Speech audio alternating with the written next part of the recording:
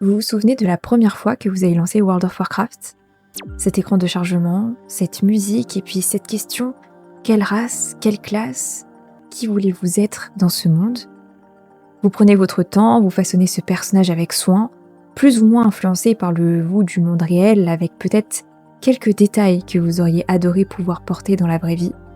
Une silhouette, une couleur de cheveux, une façon d'exister que vous n'avez pas ici. Et puis, vous appuyez sur se connecter. Ça y est, vous y êtes. Vous adressez vos premières paroles à un PNJ, puis à un autre joueur. Vous découvrez ce monde comme si vous y étiez vraiment, parce qu'en un sens, vous y êtes.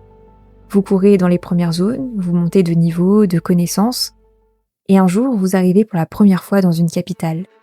Animée, vivante, pleine de marchands, d'auberges, d'autres joueurs qui ont leur propre histoire également. Ce monde devient une deuxième maison. Vous le quittez quelques heures, mais lui continue de vivre sans vous. Et quand vous revenez, votre personnage est là, exactement comme vous l'avez laissé. Ce monde a une réelle profondeur, une cohérence, une histoire qui remonte à des millions d'années. Et aujourd'hui, on va creuser sous la surface de cette histoire. Pour comprendre ce dont je veux parler, il faut remonter très loin dans le lore de Warcraft. Avant Azeroth, avant les races qui la peuplent, avant même le temps tel qu'on le connaît dans cet univers. Il faut parler des Titans. Ce sont des êtres cosmiques d'une puissance incompréhensible pour les mortels d'Azeroth. Ils ne sont pas des dieux au sens classique du terme, ils ne cherchent pas la dévotion, ils ne répondent pas aux prières. Ce sont plutôt des architectes, des ingénieurs du cosmos. Et leur mission est l'ordonnancement.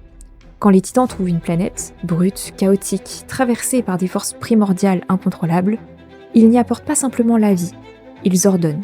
Ils façonnent les continents, tracent les océans, calibrent les forces qui vont gouverner ce monde. Ils créent des races entières, les forgées par les Titans, pour maintenir cet ordre justement après leur départ. Et puis ils repartent vers d'autres planètes, d'autres ordonnancements, d'autres systèmes à structurer comme Azeroth. Mais Azeroth n'est pas une planète ordinaire. Azeroth est une âme-monde, un bébé titan, une conscience cosmique en gestation qui se développe lentement depuis des millions d'années au cœur de la planète. Et qui plus est a priori la plus puissante du cosmos, ténèbres de l'au-delà dans Warcraft. C'est pour ça que les Titans ont accordé une attention particulière à Azeroth. Ce n'est pas juste un monde à ordonner, c'est un être à protéger, à faire grandir. Chaque montagne, chaque océan, chaque race qui peuple Azeroth a été pensée en fonction de ça, pour la protéger du chaos, pour permettre à cette conscience de se développer. Les habitants d'Azeroth connaissent les Titans. Ce n'est pas un mystère total, ils ont exploré leurs forges, combattu leurs gardiens corrompus, affronté Sargeras lui-même. Ils ont des noms pour ces êtres, des récits, une histoire en quelque sorte commune avec eux. Mais connaître le nom de quelque chose, ce n'est pas en comprendre la nature profonde.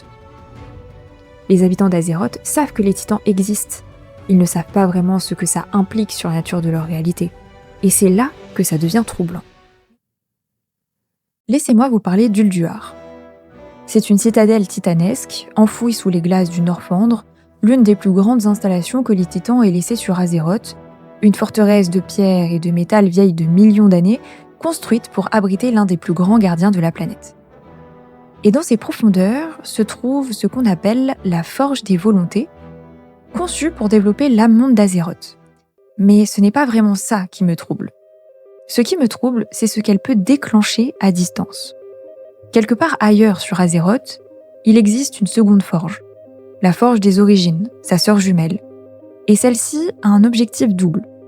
Fortifier physiquement l'âme-monde, mais aussi contenir un système bien plus sombre. Un système de réinitialisation totale. L'idée est simple. Si la corruption des dieux très anciens s'était trop profondément répandue dans Azeroth, si l'âme-monde était en danger, les Titans avaient prévu une procédure d'urgence permettant d'éradiquer toute vie sur la surface de la planète. Repartir de zéro, recommencer l'ordonnancement depuis le début. Un reset complet du programme. Et la Forge des Volontés, celle qui est située dans Ulduar, pouvait l'activer à distance. Et pour surveiller si cette réinitialisation était nécessaire, les Titans avaient envoyé un observateur, Algalon. Algalon l'observateur est l'un des êtres les plus fascinants de tout le lore de Warcraft. Ce n'est pas un guerrier, ce n'est pas un tyran, c'est un analyste, froid, précis, logique, absolument dépourvu de cruauté, mais tout aussi dépourvu de compassion. En fait, sa mission est simple. Après la mort de Loken, donc l'un des gardiens d'Azeroth, qui a été corrompu par les dieux très anciens, Algalon est convoqué pour évaluer l'état de la planète et déterminer si la corruption s'est suffisamment répandue pour justifier d'activer la Forge des Origines. Et ce qui est dérangeant dans ce personnage, c'est ce qu'il dit quand on lui demande comment il peut envisager de réinitialiser Azeroth. De tuer des milliards d'êtres vivants, de détruire des millénaires d'histoire, d'amour, de guerre, de civilisation. Il répond qu'il en a vu mourir des millions, des planètes entières, des systèmes solaires, que c'est son travail depuis l'aube du cosmos, et que les vies qu'il observe ne sont pour lui que des variables dans un système plus grand. Il n'est pas cruel, il est simplement extérieur. Un observateur externe qui surveille le système depuis au-delà de ses frontières, un protocole de réinitialisation en cas de corruption critique, des architectes ingénieurs des planètes, des habitants qui vivent leur réalité pleinement sans comprendre entièrement la nature du système qui les contient. Mais voilà, les titans, ces architectes cosmiques, ne sont pas au sommet de tout. Il y a quelque chose au-dessus d'eux. Les fondateurs sont des êtres dont on sait très peu de choses. Même les personnages les plus savants de Warcraft, comme les courtiers ou les éternels, n'en connaissent que des fragments. Un mot par-ci, un symbole par-là. Ce qu'on sait est assez flou. Les fondateurs ont façonné le cosmos entier, pas une planète, pas un système solaire, le cosmos. Toutes les réalités.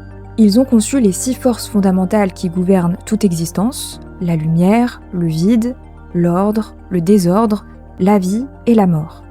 Et ils ont créé les panthéons qui incarnent ces forces. Les titans, ces êtres d'une puissance démesurée dont on vient de parler précédemment, ne sont que, a priori, des serviteurs dans un système que les fondateurs ont pensé bien avant eux. Et voilà ce que les écrits disent de comment ils ont créé ce cosmos. Le cosmos a commencé avec 6 forces existantes en opposition les unes des autres jusqu'à ce qu'elles se réunissent et donnent forme à un dessin. Chaque architecte a donné une partie de lui-même, et ainsi le modèle a été dessiné. Une fois le cadre en place, toutes les choses de l'univers ont vu le jour. Les 6 forces étaient maintenant en équilibre, et d'autres sont nées de leurs intersections, une structure simple devenant infiniment plus complexe. Une structure simple devenant infiniment plus complexe. Gardez cette phrase en tête. Leur magie ressemble aux mathématiques. Leurs constructions sont des fractales, des motifs géométriques d'une précision vertigineuse, comme si la réalité qu'ils avaient construite était au niveau le plus profond de la géométrie pure. Et puis, ils ont disparu. Ou peut-être pas. On ne sait pas quand ils ont parcouru le cosmos pour la première fois, on ne sait pas s'ils le font encore, on ne sait pas si leur existence a pris fin il y a des siècles. Ils ont créé un cosmos entier, mis en place les forces qui le gouvernent, conçu les êtres qui le maintiennent, et personne ne sait s'ils sont encore là. Au-dessus d'Azeroth, les titans, au-dessus des titans, les fondateurs, et au-dessus des fondateurs, le silence.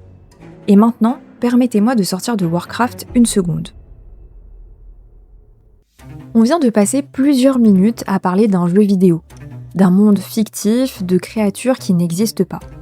Et pourtant, quelque chose dans ce que je viens de décrire vous a peut-être semblé familier. Pas familier comme un jeu qu'on a déjà joué, familier autrement. Comme si on avait déjà entendu cette histoire, mais dans un autre contexte, avec un autre vocabulaire. Un cosmos créé à partir de 6 forces fondamentales, des paramètres réglés avec une précision vertigineuse, des architectes, un observateur externe, un système de reset, des êtres dont on ne sait pas s'ils existent encore et dont on ne perçoit que des traces géométriques, des fragments. Ce n'est pas une histoire que Blizzard a inventée, c'est une histoire que l'humanité se raconte depuis des millénaires sous des formes différentes, avec des mots différents. Et en 2003, un philosophe de l'université d'Oxford a essayé de la formuler avec des équations. Ce philosophe s'appelle Nick Bostrom. En 2003, il publie un article qui va faire énormément de bruit dans les milieux scientifiques et philosophiques. Son titre est une question directe. Are you living in a computer simulation? Son raisonnement qu'on appelle le trilemme de Bostrom dit qu'au moins une de ces 3 propositions est vraie. Première proposition, toutes les civilisations technologiquement avancées finissent par disparaître avant d'atteindre le stade où elles pourraient créer des simulations de conscience. Guerre, catastrophe, effondrement, quelque chose les détruit systématiquement avant. Deuxième proposition, les civilisations avancées qui survivent n'ont aucun intérêt à créer des simulations, soit parce que c'est contraire à leur éthique, soit parce qu'elles ont simplement autre chose à faire. Troisième proposition, si les deux premières sont fausses, si des civilisations avancées survivent et créent des simulations, alors elles en créent des milliards, et dans ce cas, statistiquement, nous vivons presque certainement dans l'une d'elles. Bostrom ne dit pas que nous vivons dans une simulation. Il dit que si des civilisations suffisamment avancées existent et créent des mondes simulés, nous sommes probablement à l'intérieur de l'un d'eux. Parce que les consciences simulées seraient infiniment plus nombreuses que les consciences originelles. Vous pouvez faire une analogie avec les jeux vidéo. Un individu réel peut incarner un grand nombre de protagonistes. Il devient tour à tour Mario, Pac-Man, Lara Croft ou alors votre personnage Warcraft. Si vous ajoutez tous les personnages non-joueurs, les figurants alliés et ennemis de ces environnements virtuels, il y a toujours plus de conscience simulée que de joueurs ou de joueuses. Si nous ne savons pas de quel côté de l'écran nous sommes, il y a mathématiquement plus de chances que nous soyons l'un de ces personnages virtuels. Mais Bostrom n'est pas seul, parce que la physique a découvert quelque chose qui rend cette théorie encore plus troublante. On appelle ça l'ajustement fin de l'univers. Notre univers obéit à des constantes physiques fondamentales, des valeurs précises qui gouvernent comment la matière se comporte, comment les forces interagissent, comment l'univers s'organise. La force de gravité, la vitesse de la lumière, la constante cosmologique qui gouverne l'expansion de l'univers, la charge de l'électron, la masse du proton. Les physiciens en ont identifié une trentaine. Et ces constantes ont quelque chose d'assez impressionnant, c'est qu'elles semblent avoir été réglées avec une précision qui semble dépasser le hasard. Prenons la constante gravitationnelle. Si elle était légèrement plus forte, une infime fraction de plus, l'univers se serait effondré sur lui-même quelques secondes après le Big Bang. Aucune étoile, aucune planète, aucune vie. Ça a été légèrement plus faible, la matière ne se serait jamais agrégée, même résultat. La constante cosmologique, celle qui gouverne l'expansion de l'univers, est réglée avec une précision telle que les physiciens peinent à la mettre en perspective. Si elle variait d'un millionième, l'univers serait soit contracté immédiatement, soit expansé trop vite pour que la matière puisse jamais s'organiser. La force nucléaire forte, celle qui maintient les noyaux des atomes ensemble, est réglée de façon à permettre l'existence du carbone. Le carbone qui est la base de toute vie connue. Si cette force variait de quelques pourcents, le carbone ne pourrait pas exister. Et donc nous, derrière nos écrans, non plus.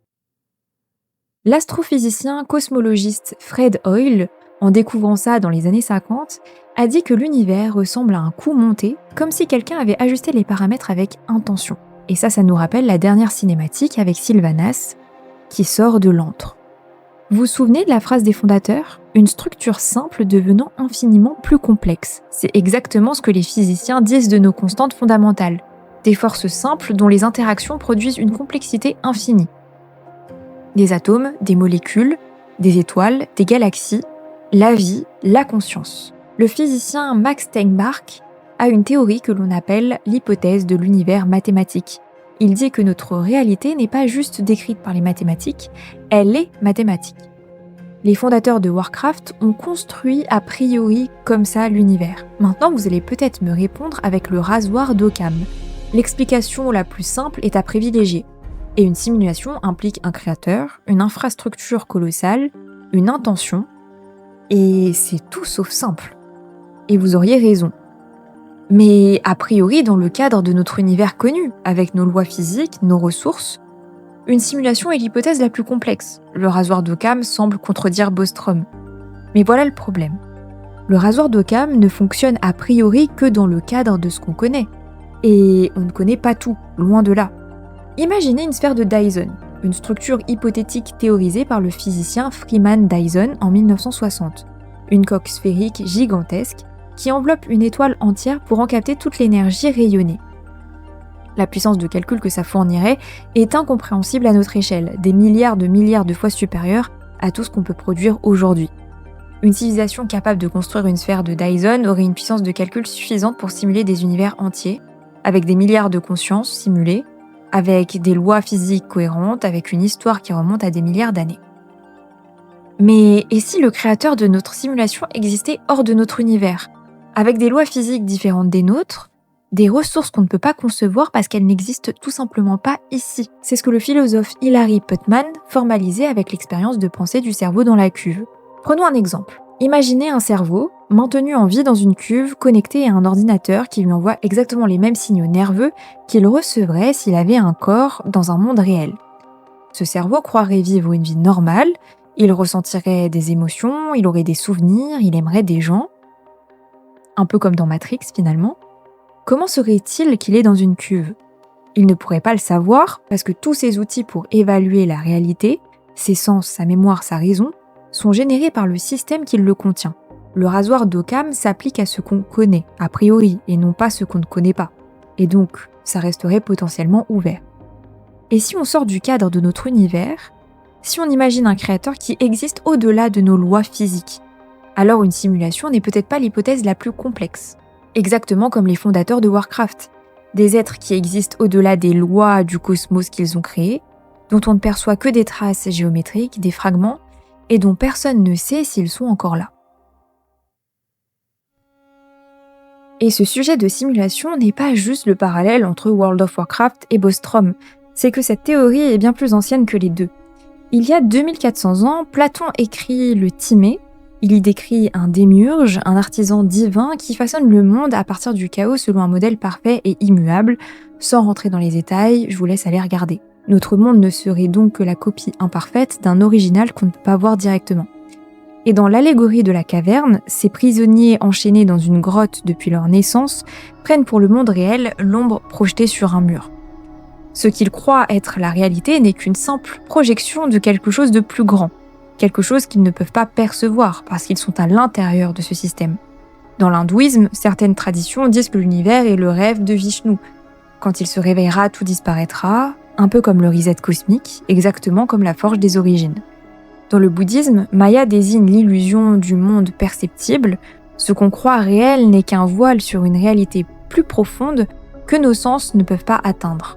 Platon, l'hindouisme, le bouddhisme, Bostrom, la physique, Blizzard, des millénaires d'écart, des cultures différentes, des langages différents comme la philosophie, la science, la religion, le jeu vidéo, et pourtant tous ont eu cette même théorie, que ce cosmos a été conçu, que des forces fondamentales ont été mises en équilibre pour permettre l'existence, que quelque chose l'a pensé avant qu'il existe, que nous n'en voyons que la surface, et que ceux qui ont tout créé, on ne sait pas s'ils sont encore là.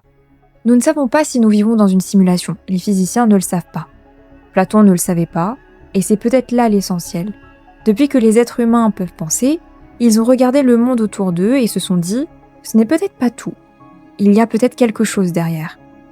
Cette théorie évolue et traverse toutes les cultures, toutes les époques, tous les langages. Elle est dans les grottes de Lascaux, dans le Timée de Platon, dans un article de philosophie publié à Oxford en 2003 et dans le lore d'un jeu vidéo sorti en 2004. Ce qui est intéressant chez Blizzard, c'est qu'ils ont réinventé quelque chose quasiment d'aussi ancien que la pensée humaine et la philosophie. Des architectes cosmiques, des forces fondamentales en équilibre, un cosmos dont la structure ressemble aux mathématiques, et au sommet, des créateurs disparus dans le silence dont on ne perçoit que des fragments, des traces géométriques dans la pierre. On a appelé ça des dieux, un démiurge, des fondateurs, une simulation. Le mot change, mais la question reste. Alors je vous laisse avec ça. Ce soir, quand vous vous connecterez, si vous jouez encore ou si vous vous souvenez d'avoir joué, regardez et repensez à votre personnage une seconde avant de lancer votre session. Cette conscience que vous avez créée, cette conscience simulée, ce monde qu'elle habite, ces règles qui le gouvernent, ces titans qui l'ont façonné en quelque sorte, ces fondateurs dont on ne sait pas s'ils existent encore. Et demandez-vous, pas comme une question de jeu vidéo, mais vraiment, est-ce que quelqu'un, quelque part, nous regarde de la même façon ?